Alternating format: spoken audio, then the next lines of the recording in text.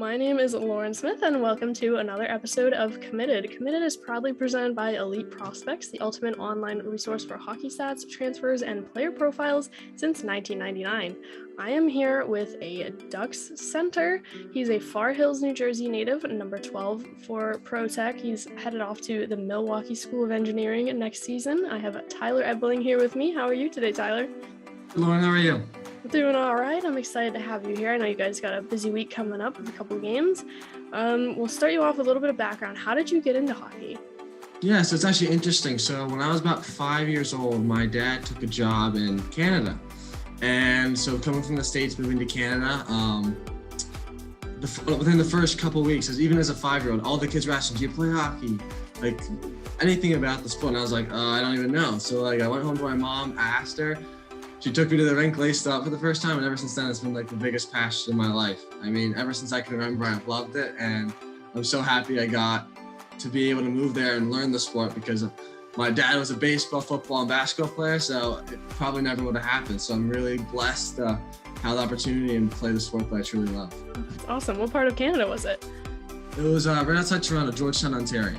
Okay, yeah, Toronto's a good place to be. That's a Yeah. pretty big hockey bed over there. Was there any kind of role models or favorite players you had growing up? Yeah, so I think Sidney Crosby was definitely my biggest role model. Not only because he's an elite player, but I think his 200-foot game has really shown a lot to the league. And likewise with Patrice Bergeron. I think those two players, with their 200-foot game, being playmakers and also delivering whenever they need to is kind of how I like to role model my game. And you're from the States, but obviously you say you spent some time in Canada. So who would your favorite team be? Where's your allegiance lie here? So it's the Penguins. I get a lot. Sometimes people don't like it because I'm a Crosby fan, but my whole family's from Pittsburgh. So okay. Side at least. So I've been a Pittsburgh fan all sports since I've been a baby. So that's kind of how I get my allegiance to that city. All right. And is there any significance to your jersey number? You wear number 12 with the Ducks? Yeah, so honestly, I think the first time they were just handing out random jersey numbers and I got picked with 12. And ever since then, I'm a big superstition guy. So I think I just stuck with it because I didn't really know what meaning it had. All I knew was I've always worn it. So I've always tried to stick with that number. All right. So yeah, that sounds pretty typical for most of these guys.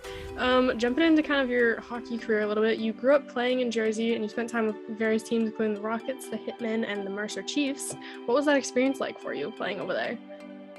I really liked it. I mean, I got to meet with some really good guys and some great coaches that really kind of helped me along. I think New Jersey's really kind of up and coming, and they really have a good youth organization and programs that you can go to. So I had plenty of options, and I think I did pretty well with selecting the right teams at the right times and to get my career where it needed to be. And how'd you get over to the Ducks organization? Obviously, that's another part of New Jersey. How'd you end up over there? Yeah, so Coach Watt called me in the offseason after my senior year and just kind of reaching out, and I didn't really know what I wanted to do yet. And then kind of as we talked more, it kind of really seemed like a good fit. Being local, I think after talking to my parents, being local for the first year was the best option. And then so once I stuck with it, it was honestly the best decision I've ever made. So yeah, I'm really happy I made the decision as it really set me up for my future. And the South Division has been quite tough this season. You have quite a bit of competition down there. You landed an all-star nom your first season. What has it been like to have that much tough competition right nearby and be able to participate in a league like this? I think it really develops your consistency as a player, and not only as a player but as a team. I think because night in and night out you're always playing really good competition, it's really not only push myself but push my teammates, push everyone to come together and really, no matter who we're playing, play our style. And then for me, it's just honestly been great because I can always go in and be pushed and always be challenged, and that's how you grow as a player. So I think it's translated into my game, which I really appreciated. And the EHL has the benefit of all the showcases where you guys get scouted, and all the coaches and people can come look at you guys and hopefully get you guys to colleges. And obviously you're headed off to MSOE next season, and you actually committed last season and decided to defer until next season. Talk to me about how that kind of happened.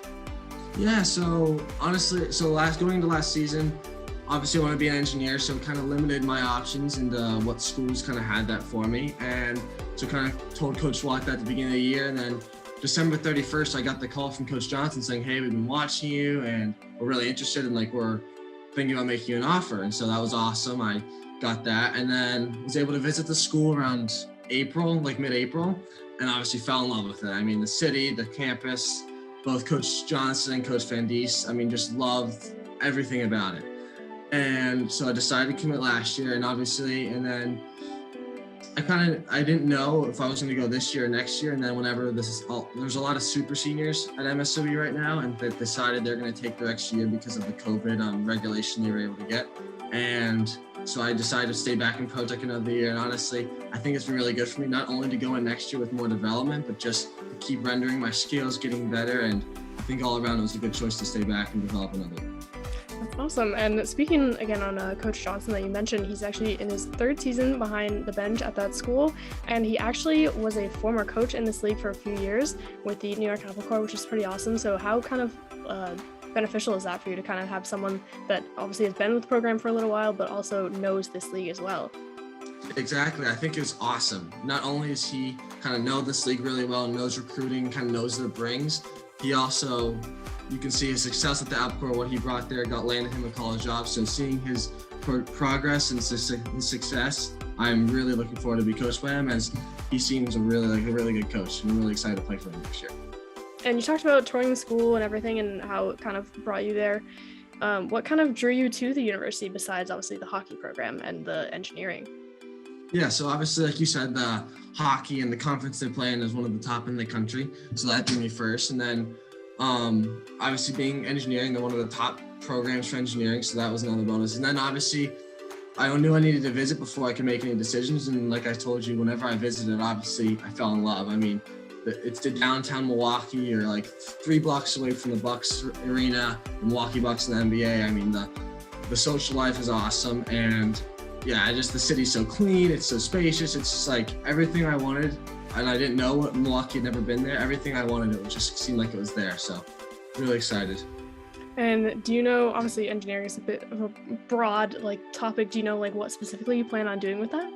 Yeah, I think I want to go into mechanical engineering. Both my parents are actually mechanical engineering majors, so I kind of had some help and guidance into that. And yeah, I don't necessarily know whether it's designing some sort of car or a mechanical process, because with a mechanical engineering degree, it's broad, so you can kind of have a lot of options. And so I think keeping that open, I can just see what jobs land my way or whatever. So that's awesome. And what are your kind of, obviously you kind of touched on it a little bit, but what are your goals during college and after, once you kind of go through that whole process?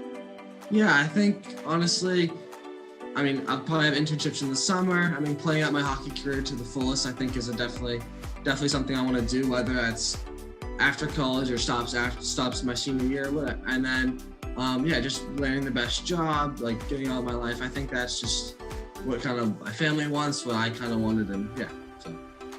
And you're kind of fortunate enough to be on the Ducks. You have a pretty well-rounded coach in Terry Watt. He's been in the league a few years. He's coached at quite a few different leagues so far. He's a big supporter of women's sports. He's been here doing the Ducks for a couple seasons. I believe he spent some time with the Express for a little while. So how's it been like to be able to have someone like that to kind of guide you through this whole process? It's been amazing. He's been one person that's always been in my core, always putting me in the right direction. He's really, and you can see his experience and how he teaches the game, how he's by your side, whether it's doing extra video one-on-one or a new system or whatever. He's been really a good coach for me, and also a really good connection person, because without him, I don't think I ever would have gotten to my dream school. So I'm really fortunate to have someone who reached out to me back after my senior year and to believe in me and to get me where I wanted to be. And this is your second year in the league. We talked about you had an all-star nom last season. What's going to be some of your biggest takeaways as you move forward to college next season? I think one of the biggest ways of junior hockey that I'll take away, especially in this league, is the camaraderie. I think coming to this league, everyone has the same goal. Because of this league commits so many people, everyone knows that you're coming to this league to commit, and your goals, everyone has the same goals to go to college. And so getting that caliber of players and to just build the connections with your team and just go on, whether runs or ebbs and flows, it's everything. And yeah, whether it's the game style too, I think it's a fast-paced league, and obviously going up to D3, you have to adjust a little faster, but I think this is a good placement league and a good league that will set you up for a lot of success. Awesome. Well, I appreciate you taking the time for this. You have quite the fun story. Everybody's been talking about you quite a bit this season, especially since you committed last year. So it's been good to kind of get your story out there. So I appreciate you taking the time for this. I know you got a busy week coming up, a couple games. So yeah, I appreciate you taking the time, and it was good to speak to you and hear your story a little more. Thank you. Likewise. It was awesome catching up, and excited to share my story.